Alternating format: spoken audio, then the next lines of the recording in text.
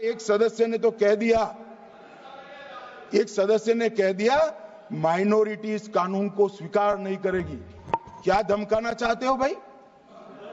संसद का कानून है, सबको स्वीकार करना पड़ेगा। स्वीकार नहीं करेंगे मतलब क्या है? सुश्री इकरा चौधरी जी, प्लीज आप बोलिएगा। धन्यवाद सभापति जी। मैं सबसे पहले दाद देना चाहती हूँ इस बिल के टाइमिंग की कि अभी ईद की रौनक बुझी भी नहीं थी और हमारी जड़ों पर एक नया फरमान लाया गया। पहले उत्तर प्रदेश में मुसलमानों को नमाज पढ़ने पर रोक लगाई और फिर सौगात में ये बिल लाया गया। निसार में तेरी गलियों पे है वतन, जहाँ चली है रिवाजो गैर कि कोई ना सर उठाकर चल सके। मैं सभापति जी आपको ये बताना चाहती हूँ कि ईद के मौके पर एक विधवा महिला अपनी लड़की के साथ मेरे पास आई और उसने बताया कि वह एक वक्फ की प्रॉपर्टी में रहती है, वही उसके सर पर छत का काम भी करती है और उसकी रोजी रोटी भी वहीं से आती है। वो इस बिल को लेकर इतनी फिक्रमंद थी कि कहीं उससे वो उसकी संपत्ति ना छीन ली जाए। वो अकेली एक ऐसी महिला नहीं है, ऐसे लाखों लोग हैं जो वक्फ की गरीब महिलाएं जो वक्फ की संपत्ति से अपना रोजगार चला रहे हैं।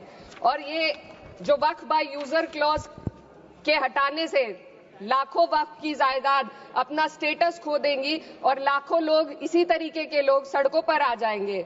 वक्फ क्या है? वक्फ बाय यूजर क्या है? इसका ये मतलब है कि कोई जायदाद अगर सालों से दीन और भलाई के कामों के लिए इस्तेमाल हो रही हो तो वो खुद ब खुद वक्फ मानी जाएगी। हिंदुस्तान की अदालतों ने भी इस बात को तस्लीम किया है। वक्फ बाय यूजर सिर्फ वक्फ बोर्ड को ही मिली कोई खास सौगात नहीं है, ये बल्कि सभी अन्य धार्मिक ट्रस्टों को परंपरा और यूज के आधार पर बिना किसी डॉक्यूमेंटेशन के धार्मिक चरित्र को डिक्लेयर करने का राइट मिला हुआ है। भारत के संविधान के आर्टिकल 13 क्लॉज 3 में कस्टम और यूसेज को कानूनी वैधानिकता प्रदान करता है। इसी आर्टिकल से वक्फ बाय यूजर भी निकला गया है। इस बिल के कानून बनने पर वक्फ बोर्ड तो इस प्रोविजन से हाथ धो बैठेगा, लेकिन अन्य धार्मिक ट्रस्टों को यह सुविधा जारी रहेगी।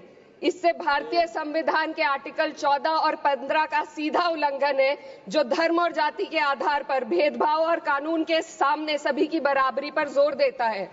मैं इसके साथ ये भी कहना चाहती हूँ कि सत्ता के लोग जो एक दूसरे की पीठ थपथपा रहे हैं कि वक्फ बाय यूजर का जो अमेंडमेंट इन्होंने दिया उसको एक्सेप्ट कर लिया गया है, लेकिन इनकी शरारत यह है कि उसके साथ ही एक ऐसा प्रोवाइजो इसमें शामिल किया गया जिसके आधार पर यह कहा गया है कि अगर कोई भी वक्फ की संपत्ति विवादित हो तो वो अपना वक्फ स्टेटस खो देगी। तो जो अमेंडमेंट इन्होंने दिया है जिसको एक्सेप्ट कर लिया गया है उसका कोई मतलब नहीं है, ये इनकी नीयत है जो साफ जाहिर हो रही है।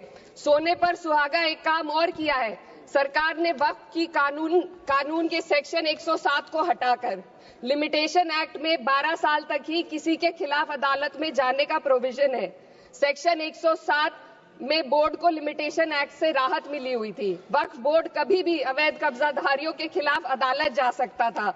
अगर ये सेक्शन ना हो तो अवैध कब्जा करने वाले लोग कानूनी प्रक्रिया का फायदा उठाकर वक्फ की प्रॉपर्टी को हड़प सकते हैं। अन्य धार्मिक ट्रस्टों पर भी ये लिमिटेशन एक्ट लागू नहीं होती, तो फिर वक्फ बोर्ड के साथ ये सौतेला रवैया क्यों किया जा रहा है? धर्म को देखकर दोहरी नीति क्यों अपनाई जा रही है? सेक्शन 107 और वक्फ बाय यूजर को अगर एक साथ पढ़ा जाए तो इससे लाखों वक्फ की प्रॉपर्टी पर कब्जा किया जाएगा। इसलिए ये बिल मुसलमान की भलाई का नहीं बल्कि उनके वजूद और विरासत को मिटाने का बिल है।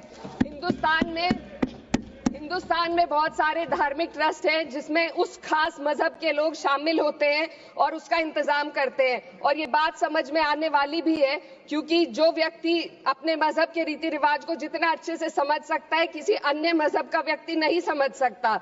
आर्टिकल 26 क्लॉज 2 के तहत धार्मिक संप्रदायों को अपने मजहबी इदारों के एडमिनिस्ट्रेशन का हक देता है, लेकिन वक्फ बोर्ड के बारे में इसको उल्टा किया जा रहा है। Sir 2 minute sir please 2 minutes.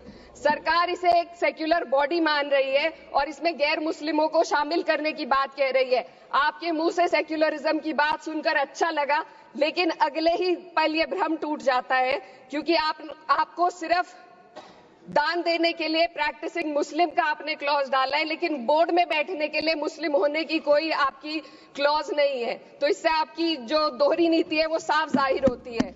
ये वही सरकार है जिसने राम जन्मभूमि ट्रस्ट में ये लिख दिया कि जिला अधिकारी भी अगर होगा तो हिंदू होना चाहिए। कोई मुझे बताए कि वहां पर सेक्युलरिज्म का रस क्यों नहीं घोला गया।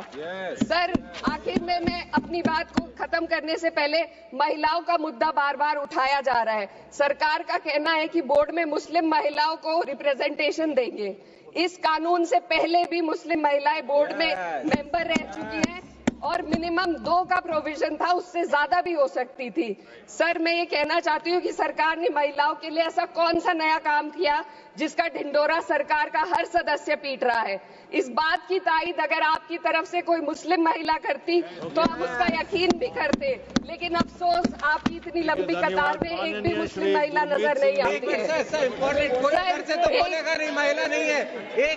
मैं खुद एक मुस्लिम महिला हूँ, मैं सिर्फ एक मैं माइनॉरिटी महिला हूँ। इस सदन में हम सिर्फ 2 महिलाएं हैं और उस नाते से मैं ये बात कहना चाहती हूँ कि इस बिल के माध्यम से मुस्लिम महिलाओं को कुछ नहीं मिल रहा है। ये हमें कुछ नहीं देना चाहते, सिर्फ टोकनिज्म हमारे नाम पर बनाकर एक नैरेटिव मीडिया में चलाना चाहते हैं। तो ये बिल मुसलमान की भलाई का नहीं, उनकी पहचान को मिटाने का है। सर, अंत में मैं बस यही कहना चाहती हूँ कि कागजों की कैद में बस नाम रह जाएंगे, वो जो हमारे थे सिर्फ दावे में रह जाएंगे। इस बिल के द्वारा मीठी ईद के जायके को कड़वा करना, यही असली सौगाते मोदी था। बहुत बहुत